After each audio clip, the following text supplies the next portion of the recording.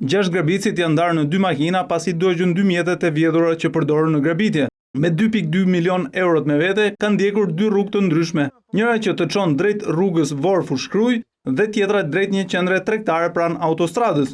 Ky është vendi në të cilin autorët e grabitjes së parave në rrugën e Rinasit dogjën 2 prej veturave të përdorura në këtë grabitje.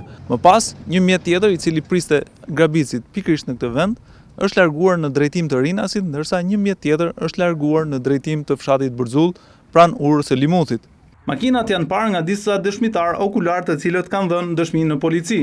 Kjo e fundit ka rindërtuar edhe skenën e grabitjes. Sipas të dhënave, rezulton se grabitësit kanë hyrë nga një rrugë dytësore për të prerë rrugën mjeteve të transportit të parave. Kjo rrugë dytësore e fshatit Bruk të ish komunës Bërzull dyshohet se është përdorur nga autorët e grabitjes së mesditës së Tenjdes, të cilët i bllokuan rrugën 2 automjeteve të një kompanie të sigurisë fizike, duke i sulmuar dhe më pas duke i marrë një sasi të konsiderueshme parash. Në zonë ka ende patrulla të policisë. Hetuesit kanë sekuestruar edhe kamerat e sigurisë së disa objekteve në përpjekje për të identifikuar mjetet e përshkruara nga disa dëshmitar okular.